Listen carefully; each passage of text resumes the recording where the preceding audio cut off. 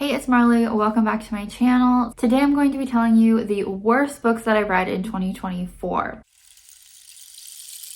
So normally I do my top 10 worst books of the year, but this year I actually only have 7 books to talk about. So I guess that's pretty good that I don't have a full 10 worst books. But unfortunately, when I do my best books of the year video, I think it's only going to be a top 7 as well. Basically, all of these books I'm going to talk about are either a 2.5 star or a 2-star rating. I don't think I had any books that I rated lower than that, any 1s or 1.5 stars. So let's just get into the list of the books I do not recommend. And I'm going to talk about them in no particular order, just by the way. So first up, we have Stuck With You by Hazelwood. This is actually a novella. Because of that, I read it very quickly, and I feel like I don't totally remember like all the details of it, especially with it being so short as well. But it's one of her STEMinist novellas. It's a romance, and it's between these two people who end up getting stuck in an elevator together, which I definitely had hope for. I love a forced proximity moment like that, but unfortunately it wasn't exactly what I wanted because these two people already had a history together when they get locked in this elevator. I just personally think it would have been cuter if they didn't know each other when they got stuck in the elevator and it was them like getting to know each other, but unfortunately they had some sort of history and this big misunderstanding between them, and I think being stuck in the elevator is like what made them talk about it. It just didn't work for me. Normally, I really like all of Hazelwood's books, but this has definitely been like my least favorite that I've read from her so far. Next up, there's Two Lost Boys by L.F. Robertson. I know I actually own this book, but I do not know where I put it. I think when I disliked it, I just chucked it away somewhere, not sure where. But anyways, this is a really random book that I had picked up at Indigo one day from like the discounted pile, and it's just been on my list forever, so I finally decided to read it. You know, sometimes books are not popular for a reason and sometimes they're discounted for a reason, sorry. But basically this is about like a criminal defense lawyer or something, and she's dealing with this case of these two brothers had like assaulted and murdered, I don't know if it was one woman or like multiple women, and she's defending the one brother who seems to be more of the innocent one. The reason that this book just really didn't work for me is because, you know, I'm expecting like a fun murder thrillery book, and I think the author just really wanted to portray what it's like to be a like criminal defense lawyer, because everything just seemed like it was very accurate to real life, but a lot of times that is not really what would make a book entertaining. Like the main character, we would just see so much of her like monotonous day. The court case and stuff like that was just going by so slow, which I'm sure is accurate to real life, but I feel like that's not really like what you want to read about. So I know back when I read it, I really only recommended it for people who like wanted to go into this field and wanted to know what it was really like to work a case like this. But I feel like for a fun, fast-paced read, like that's not what this is. I also don't think it was ever really that twisty. I think we kind of always knew from the jump like what the situation was between these two brothers and who was the innocent one and who was the guilty one. Well, I don't think really either of them is totally innocent, but you know what I mean? Like which one was the mastermind and which one was just kind of getting dragged along. So no surprises, no fast-pacedness, no twists, just a very boring story.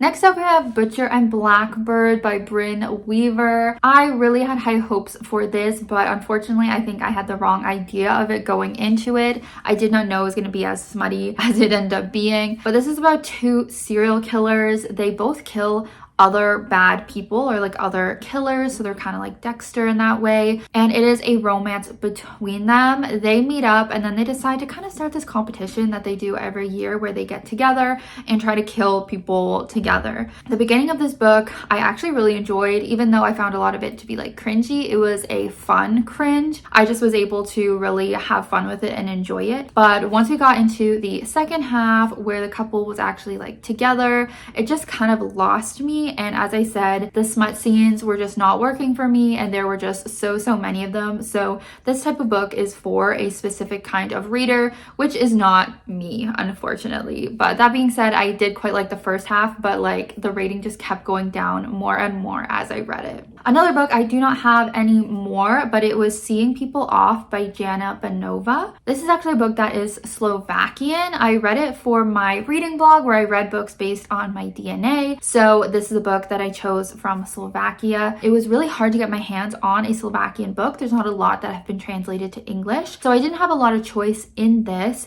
and I ended up going with this one because it seemed a little bit more contemporary. I think it had won some awards. Unfortunately, this was really not an enjoyable book to read. Like, I couldn't even tell you the plot of this book. It was so confusing to me. The author went with some sort of experimental style of writing where it was just so hard to understand what was going on. I know there was a main female character. I think she was like married. It seemed like she was having an affair. Like, I don't even fully understand, but it was about her, it was about their neighborhood. It was really hard for me to grasp what was going on. I even gave this book to my grandma to see if she would like it. She also did not like it. I don't think she finished it. It's just, I wish I picked another book to represent Slovakia for that video, but it is what it is. Just don't recommend this one. All right, next up we have Ache by Marley Valentine. This is another book I decided to read for like a challenge reading vlog. Unfortunately, that led to a lot of misses this year doing those types of videos. But this is a independently published romance. It is male-male romance. The tropes it has is like friendship to lovers. The writing in this book was just not good, and some of the decisions made were just not good in my opinion to form like a really good romance, because we have our two main characters who have been friends forever. One of them is in love with the other one, but he is engaged to be married. Then we find out that the guy who's engaged to be married actually loves his friend back, but they just for some reason haven't admitted it to each other. So going into this with both characters already knowing that they love each other, already having been in love with each other for years, it was just not an interesting book. Not great to like raise tension or anything like that. The couple got together way too quick. They were hooking up way too soon for me. I prefer more of a slow burn, more of a build up to those intimate moments between the two characters. So they were doing that way too quick. Everything in this book just seemed to get solved way too easily, and all the characters just read very similarly. They didn't really stand out from each other. So just not the best romance.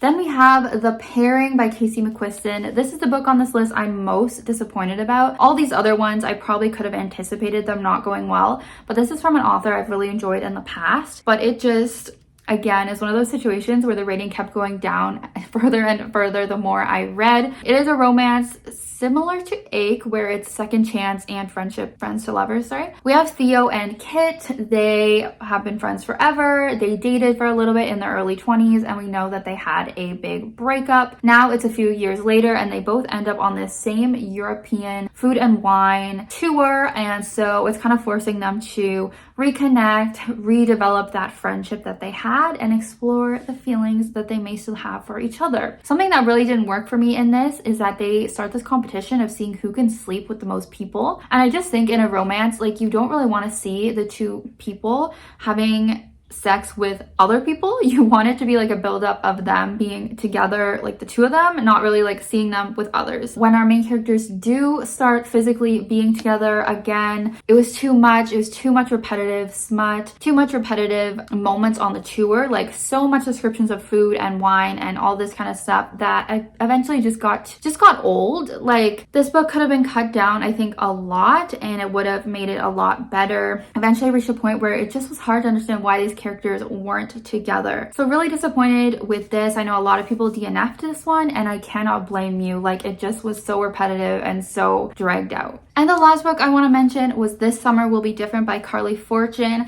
I was disappointed by this one. This author, I've had a hit and a miss from her, and now it looks like we're gonna have another miss added to the list here. This is about a girl who lives in Toronto. She meets a best friend who is originally from PEI, and when she goes there to visit, she ends up meeting this guy and having this kind of whirlwind hookup with him. Then she finds out that it is her best friend's brother, who her best friend has forbid her from dating because she's had some bad experiences in the past of her brother dating her friend. So it's a relationship between these two people who like aren't allowed to be together, but every summer that she goes to visit, they end up hooking up and kind of developing this relationship. Very, very basic. I listened to the audiobook like within a couple days, so you know, it's easy to listen to. Narrated by Carley Fortune herself, but just very basic. Like, you know what's gonna happen. There's nothing really unique about this story. The only thing is I would maybe recommend it for people from PEI who want to read about a lot of like references to where they're from. She did a decent job with the setting, but in terms of like the characters, like the relationship, a lot of of it was just them hooking up. Like, it was her most smut-filled book that she's had so far.